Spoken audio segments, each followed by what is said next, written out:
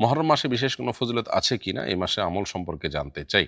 হ্যাঁ, প্রিয় দর্শক, মুহররম মাস সম্মানিত মাসগুলোর মধ্যে সবচেয়ে শ্রেষ্ঠ এবং সেরা। আল্লাহ বলেছেন, ইন্না ইদ্দাতাশ শুহুরি ইনদাল্লাহি 12 শাহরান ফি কিতাবিল্লাহি ওয়া মা খালাকাস সামাওয়াতি ওয়াল আরদ মিনহা আরবাআতুন হুরুম। অর্থাৎ বছরের যে ১২টি মাসের গণনা নবমণ্ডল এবং ভূমণ্ডল সৃষ্টির দিন থেকেই চলে আসছে আল্লাহর সৃষ্টিতে। এর মধ্যে ৪টি মাস হলো বিশেষ সম্মানিত। এই ৪টি মাসের মধ্যে থেকে মুহররম হলো অন্যতম। কারণ নবী করিম সাল্লাল্লাহু আলাইহি ওয়াসাল্লাম একটা হাদিস রয়েছে।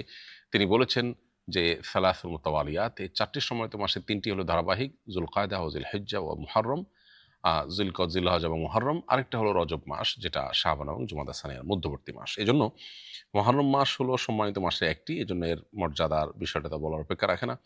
দ্বিতীয়ত, সহিহ মুসলিমে আবু হুরায়রা রাদিয়াল্লাহু তাআলা থেকে বর্ণিত হয়েছে যে নবী করিম সাল্লাল্লাহু আলাইহি ওয়াসাল্লাম বলেছেন, আফদালুস সিয়ামি বা'দা রমাদান শাহরুল্লাহিল মুহাররম। রমজানের পরে সবচাইতে শ্রেষ্ঠ রোজা হলো আল্লাহর মাস মুহররম মাসের রোজা।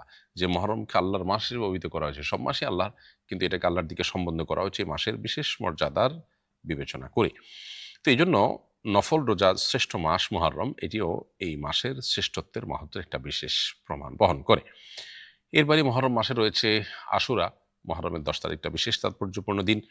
আবু কাতাদা রাদিয়াল্লাহু তাআলা আনহু থেকে সহিহ মুসলিমে বর্ণিত হয়েছে যে নবী করিম সাল্লাল্লাহু আলাইহি ওয়াসাল্লামকে এক ব্যক্তি জিজ্ঞাসা করেছেন আশুরা রোজা সম্পর্কে। তখন তিনি বলেছিলেন, আহতাসিবু আল্লাহি আন ইউকাফিরা সানাতাল্লাতী ক্বাবলাহ।